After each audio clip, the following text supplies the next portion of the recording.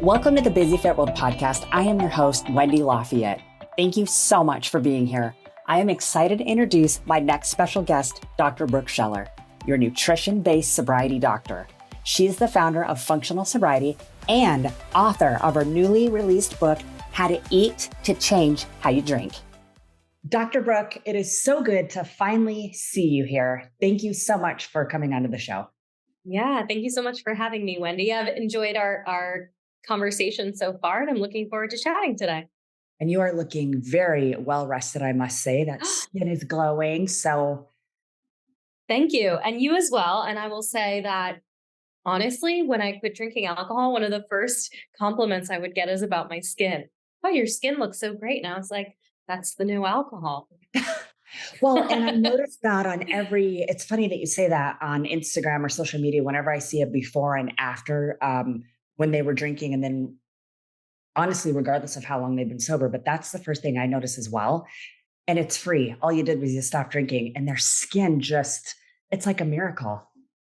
Miracle, among other benefits, but yes, yeah. Of course. And we're going to get to all that. I can't believe, I'm just so proud of you, doctor of clinical nutrition, nationally recognized health expert, and founder of Functional Sobriety and Nutrition. It's a base program for alcohol reduction, which is really cool. And I really, really love your approach and your focus on results that improve brain health, mood, energy, focus, gut health, hormone balance.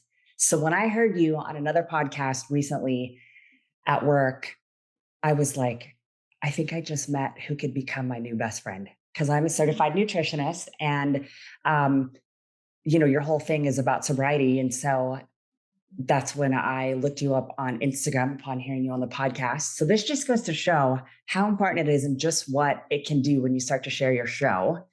And here we are. So before we get into all of that, though, I'm dying to know how you even got into all of this. Yeah. Well, thank you so much for having me. I'm excited to be here, and I love being on podcasts.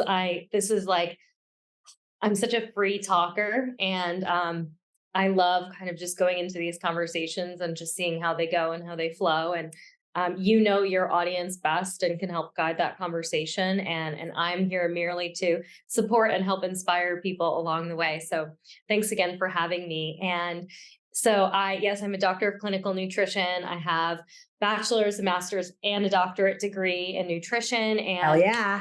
In addition to previous addiction to alcohol, I also have addiction to student loans. So that's the other joke that I like to make.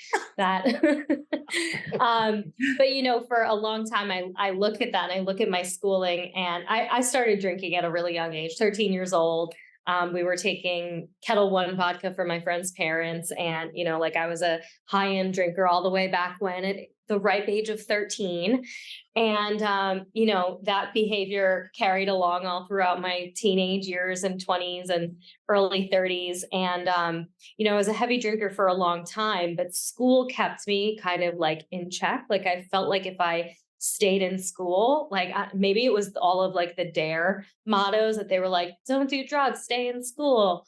That school kind of like helped keep me pretty grounded. Mad Mothers Against Drunk Driving, that too. Yep.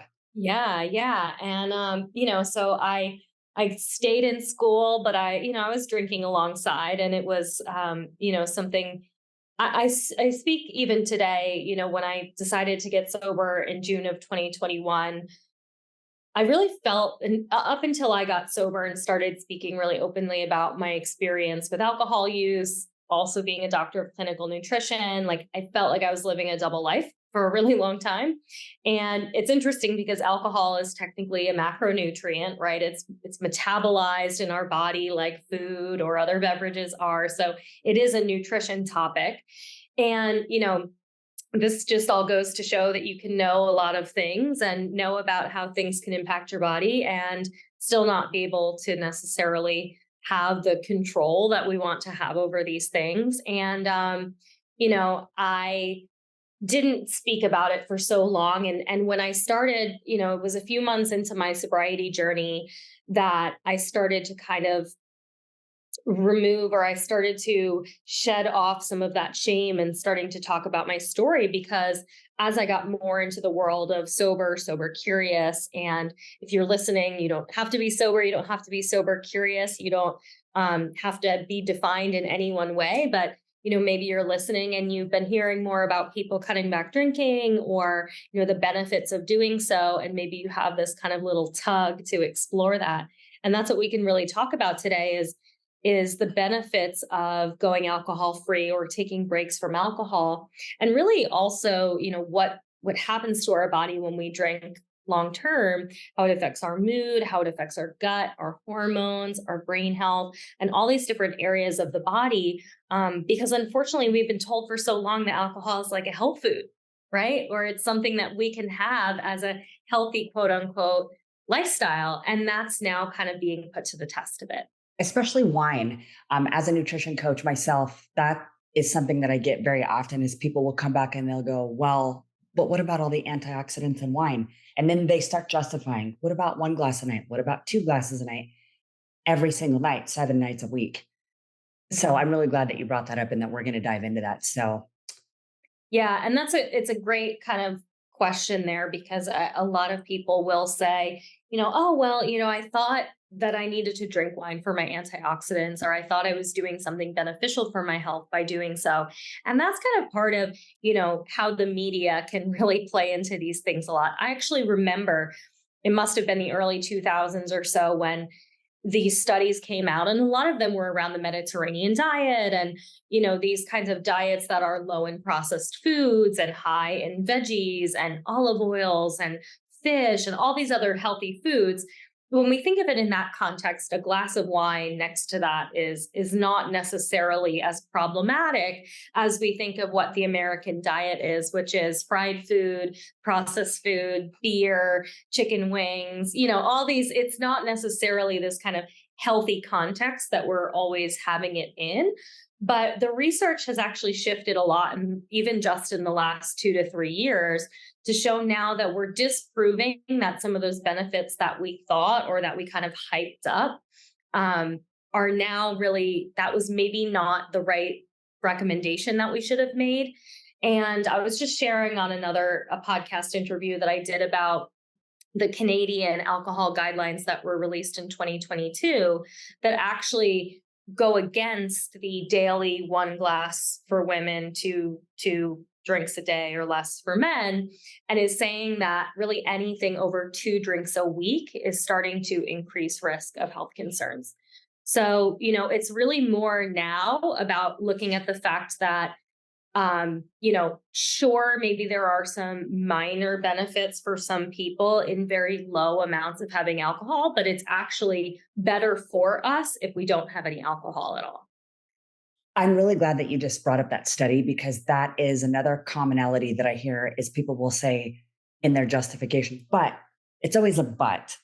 I'm only having 1 to 2 a week, like you just said. And I love that the research is coming out to prove that even that 1 to 2 per week, well, if you take 1 to 2 a week every single week for how many years or decades, when you add all of that up and compound what you've just put in your body versus like you're saying, yes, Mhm. reducing it is great or taking a break is fantastic, but to eliminate it altogether is even more beneficial, obviously.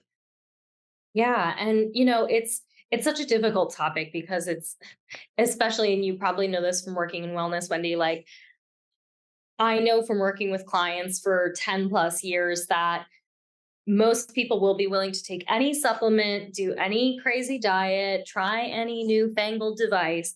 But when you talk to them about taking out alcohol, it's like a hell no, right? Like it's like I'm not, that's the one thing that I don't want to touch, It's a right? mic But drop. It's like, wait, whoa, whoa, whoa, whoa, whoa. We were good up until now. Wait, what? totally. And you want to know what is, it's probably one of the biggest things, especially if you're drinking more often than not. So if you're drinking, that 1 or 2 glasses a day, or you're drinking even 1 or 2 glasses 2 or 3 days a week, if you have health goals and health concerns, or if you have, you're looking to improve your fitness, you're looking to improve your muscle mass, lean out, tone up, all of those good things, alcohol is shifting the needle back. right? And so it really comes down to starting to address these habits. Are they really, something that we that are is benefiting us in some way, or is it actually holding us back from being that person that we want to be? Well, then let's start diving into that. So let's start with brain health. I can tell you from personal experience, and I know you now know this, whenever you wake up the next day, I have yet to meet someone who feels like an amazing rock star on Monday morning, whether they were day drinking on Sunday, whether they had a couple of glasses a night Sunday night. I mean, I definitely don't miss waking up on Monday morning with that just brain fog. You just, you're not 100%. I know I notice it. Yeah. And it's not even just Sunday and how you feel on Monday. That could be Saturday and how you feel on Monday. If you had a big night out or you had a few drinks on a Saturday, it you still might be feeling those effects 2 days, 3 days later, right? And that's because it takes your body a little bit of time to readjust. There's actually a study that shows alcohol affects our cortisol levels, our body's main stress hormone. And it actually takes 7 days in order for cortisol to rebalance itself after a night of drinking a few drinks. I didn't And know that. so, 7 days. yeah, so, right. And so, again, if you're drinking, even if you're drinking twice a week, that's then potentially affecting you in ways throughout the week, even if it's just on these 2 days.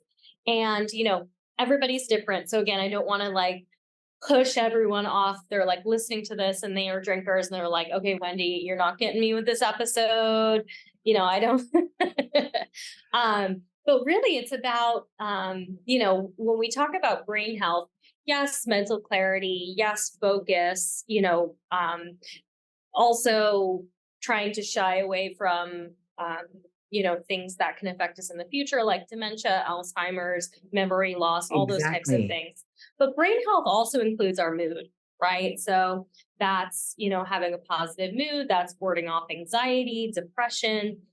Alcohol is heavily linked with those two symptoms. And if you are someone who experiences anxiety and or depression on a regular basis, alcohol is definitely working against you. Not just, again, the day after. So if you drink and you experience anxiety or hangxiety, as we call it, anxiety hangover, but that's also impacting you still again days later, right? So if you experience those things and you want to feel better, alcohol can be a really important piece of the puzzle for managing any type of mood imbalances that you might be experiencing. And I think that that's something we really don't take into an account because it's like, okay, well, my last drink was Friday. Why on Tuesday am I feeling like crap? I'm not on my period if you're a female. Or, you're just not really associating back to when you were drinking. And maybe it's even just lack of knowledge of not realizing that it does take 7 days for everything to rebalance and just how impactful something like cortisol really is that can affect our everyday mood, instead of just blaming it on the go to, like I said, maybe you're on your period, or maybe it's menopause, or maybe it's work stress. It's like all of a sudden, the fact that you just were drinking for the past couple of days is like not even a thought. It's like, you know, and Yeah. I, maybe it's just that this topic isn't talked about enough. So that's why, again, I really appreciate you coming on so that we can talk about all of the different things that this actually affects. Mhm. Yeah, and it's really a vicious cycle, especially when it relates to things like mood imbalances, anxiety, depression. Because what we tend to do is we feel that way and we drink to cope with those feelings. And then it makes us feel worse, either later that day, the next day, or even again into a few days later. Right. So then we drink again to cope with those feelings and those emotions. And Hair we of the get kind dog. of trapped. Yeah. We get kind of trapped in that cycle. We get trapped in that cycle, and some of it has to do with how alcohol directly affects our neurotransmitters, so things like dopamine or serotonin.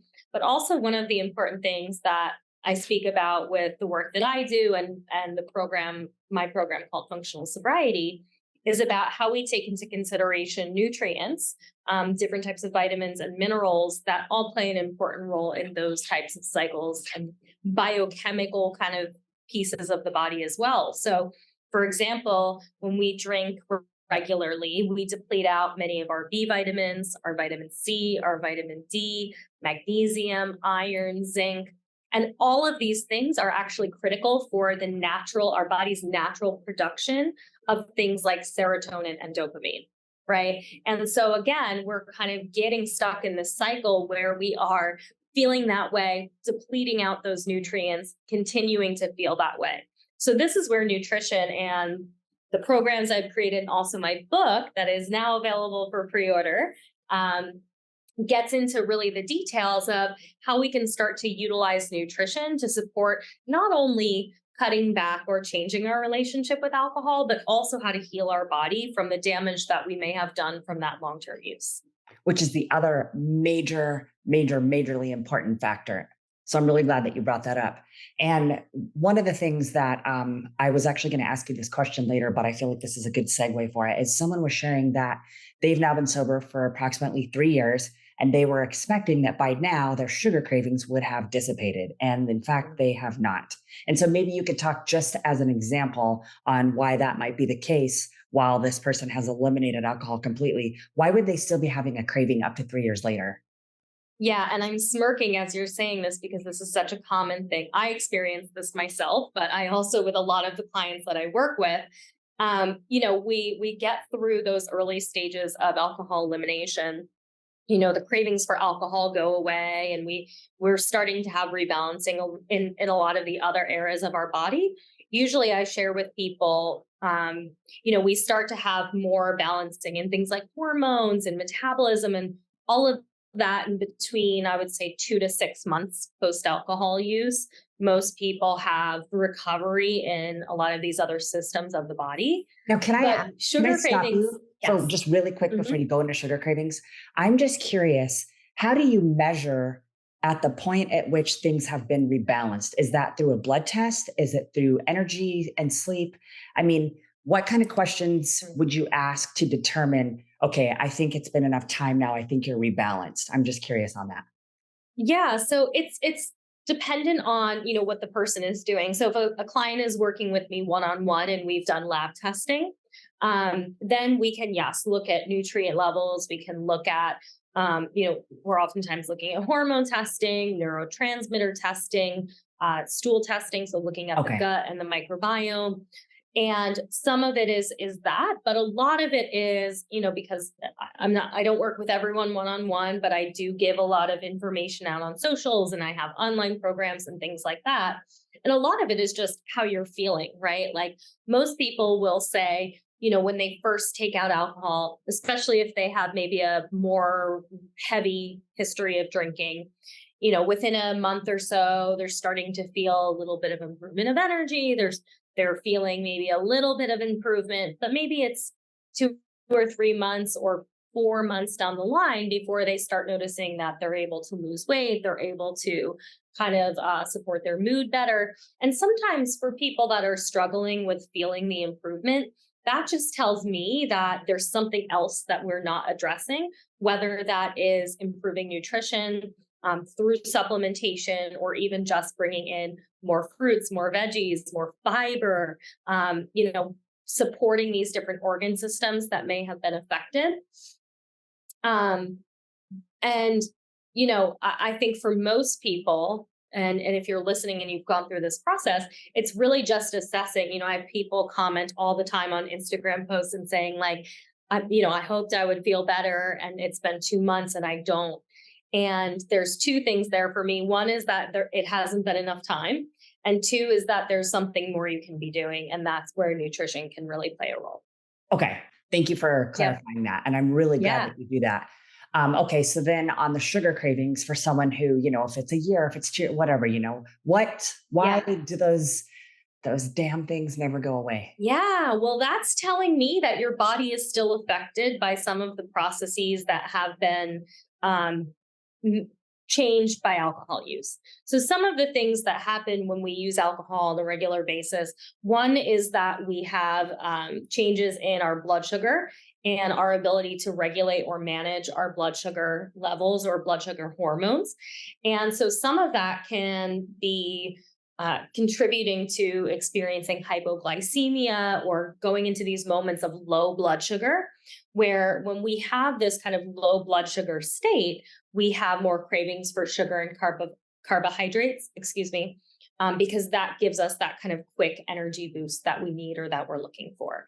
So I'm actually someone who 2 years post drinking found out that I have reactive hypoglycemia, which means that sometimes after I eat, regardless of what I eat, I go into a state of low blood sugar about an hour afterwards, right? So this is, and one way that you can find this out is through wearing something called a continuous glucose monitor, or a CGM. Wendy, I'm sure you're familiar with these devices.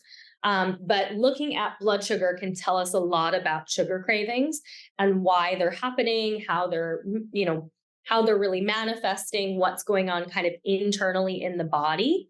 And so that's one good way to measure if you're someone who's still experiencing sugar cravings, looking at blood sugar and getting a better assessment of that.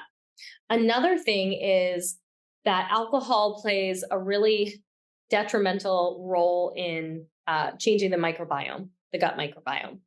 And so many of us take something called a probiotic, which is that good, healthy bacteria for our gut. When we drink alcohol, it destroys that good, healthy bacteria and tends to move us more toward the overgrowth of more harmful bacteria in the gut. This kind of imbalance in the gut, sometimes we call it dysbiosis, these bacteria can actually feed off of sugar and carbohydrates, and they can send signals to our body that say, I want more sugar, basically, right?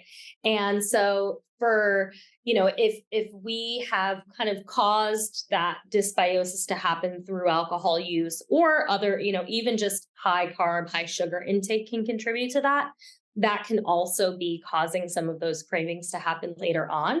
So usually for someone, if I was working with this person one-on-one, I would say that there's two things we need to address versus looking deeper into blood sugar. And the other would be managing the gut microbiome and helping to improve and repair those pathways of the gut. Okay. Well, and what I love is that your program isn't necessarily just solely for people who are trying to reduce alcohol, but it can be for anybody. So anybody out there listening, if you're having issues, then everything that you're saying can be applied. Yeah. Yeah, 100%. And I work mostly now with people who, are just interested in healing their body from anything. A lot of my clients are either in sobriety or interested in sober curious, or really just looking at exploring their relationship with alcohol. And so I have some clients who are completely alcohol free. I have others who still drink 5 days a week and are looking to kind of manage their body and balance things out and really learn how to explore that relationship and see, can they cut back? Do they want to cut back? But also, there's so much power in understanding how alcohol does affect our health directly, because I believe that can play a really important role in helping us stay focused or maybe have more of that desire to cut back or to quit. And to make it a lifestyle where it's not just a Yeah, trend, or I'm getting ready for a wedding, I'm getting ready for a totally. graduation or a reunion. Like, we're making this a lifestyle choice. And the other Totally. thing I wanted to ask is, do you coach men and women in your program? I do. Okay. My online group programs are mostly women. And shockingly, most of the time, the men like to do the one-on-one coaching. Women tend to be more community oriented like that. They like to share, they like to, get to know other people. And I think really benefit from that. Whereas Have you seen men, I yourself? think, Are you shocked? well, that's the other thing. For all you listeners out there, now you're going to have to go on YouTube and watch our interview. Bing, I want And to I'm like, not getting a commission if you sign up and you say that you listen to my podcast, by the way. I just had to she's point like, out, yeah. No, I think that that's great. I can see that, where men probably aren't like women, we'll share everything and we want to be in a group, whereas men are probably like, don't tell anyone I'm seeing you. But yes. Yeah. It tends to be something that, everybody has their own way of what works best for them. And, I think it's all about finding the sweet spot for every person. And that could be, group setting, or that could be individual setting. And it's all good either way. Exactly. Why don't you tell us about your book that's going to be launching that I'm super excited about before we go? Yeah. So the book is called How to Eat to Change How You Drink. And it walks through a couple of different things, but really talks about how nutrition and alcohol kind of play a role with one another. I tell a lot about my story and, kind of my experience with drinking and how I came to getting sober in June of 2021. And the book really talks about the science piece around how alcohol is affecting things like the brain, the gut, the hormones, blood sugar, and then walks you through a process of a 30-day kind of alcohol-free journey. Whether you are already alcohol-free or not, you can still benefit from the concepts of this book. There is a nice juicy section on supplements, which is one of my favorite topics, and other lifestyle kind of habits and techniques that you can implement to support your sober or sober curious journey. And then there's also 50 recipes, foods, Ooh, I mocktails, love that etc., too. that use all of the foods and recommendations that I suggest in terms of, again, not only helping to support changing your relationship with alcohol, but also how to heal your body after you've maybe had long term alcohol use. I can't even get past the title. Like, I already have to have the book. Well, it's available for pre-order on all of your favorite retailers, Amazon, Barnes and Noble. You can type it in Google. You can search me on Google, and you'll find it. It's been an exciting journey of writing it, and also, just as I shared in kind of in my story in the beginning. I come from a space of a lot of education around nutrition, functional medicine, et cetera. And I had worked for a long time in clinical practice and working with people and doing these kind of in-depth one-on-one testing and not really looking at the alcohol piece and almost pushing it under the rug. And as I mentioned, like, people are oftentimes willing to make all these changes, but again, mic drop, like, don't take the alcohol away from me.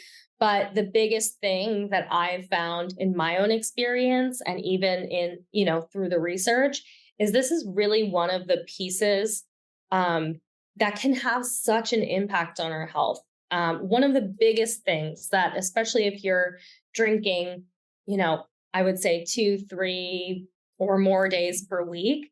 If you're drinking 5 days, 7 days a week, you can benefit even more. And I know that it seems like such a difficult or a challenging topic. Like, if you are a heavy drinker or, a pretty regular drinker, it can be hard to imagine like a life without alcohol. But I can share with you in my experience and, in the end of drinking 7 days a week, and growing up as someone who drank and really only learned how to cope with life using that technique, that, when we start to explore life without it, yes, it's a practice, it's learning, there's so many new experiences It that can we be have to go through. challenging, very challenging. Let me tell you from experience. Very, very, very challenging. But, I say this oftentimes that I've never met a single person who is sober and regrets being sober. But I know a Same. heck of a lot of people who drink and Same. regret having had a drink.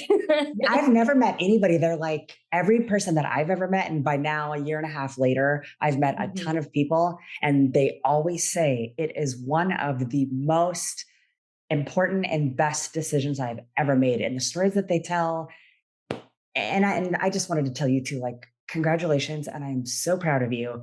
I'm very happy that you chose this because I can't imagine that you would be at the level where you're at and now having a book coming out had you not ultimately made that decision. And thank you for admitting, by the way, this whole feeling like you were living a double lifestyle, because here you were promoting nutrition and macros and wellness, but behind closed doors, what they didn't know is you weren't fully committed. I mean, I don't even know if sobriety was even a thing. So for the fact that you're so transparent and you admit that is like huge. Well, and the reason that I do, I didn't out the gate feel like I was able to share that, but in my experience now, in a little over 2 years of sobriety, and it wasn't, like I said, it took me months before I was even willing to open up and say that I had quit drinking, because I felt like I had made drinking a part of it was a part of who Brooke was, for sure. And but even in my professional life, like I had spent many years as a health expert drinking, you know, and for so long I felt like I was trying to prove that you could, You like, that both. I could find the magic way to make it happen. And that's where a lot of those like hangover products come in. Like I had that idea years ago because there are all these things supplementally that you can do Pills, to powders, drinks, shots, you name it. Yeah. theoretically support your body to metabolize alcohol easier. So it's like, oh, if I can do that, then I can just drink and not, have the effects of it. And But be the 100% reality is tomorrow. that, yeah, but the reality is like we're just looking for a way to be able to still drink and get away with it and Yeah. all of that. and and it was like, okay, well, when it comes down to it, like this is where the rubber meets the road. Like this is the hard stuff, but you want to know what? This is like some of the most valuable like life experience that you can really have, because it is like you are really learning new ways of living, new ways of being and coping with life in a way that you never have before. So it's Exactly. extremely challenging. I'm not going to disregard that by any stretch. But again, it is one of the most valuable things that anyone who's ever done it will share with you. And that just goes back to the whole choose your hard, because Mhm. if you continue drinking, there can be things There's that your happen heart. down the road where it's a DUI, where it's loss of job, where it's, I don't know, not being present with your kids if you happen to be a parent. I mean, there's just so many different things that can happen. So I love it. I love that you chose your hard. And seriously, I can't even thank you enough. I can't wait for your book to come out. Thank you for getting on more podcasts and just getting your name out there. And it's, I don't believe in coincidences. I think there's a reason why I was supposed to hear it on that day. I was landscaping at the beach and I heard you on this podcast, and you're just so knowledgeable. And I just love how down to earth and laid back that you are. I just knew that I had to reach out, and I have shared your Instagram page with I don't know how many people. So thank you for your content. I love your Thank posts. you.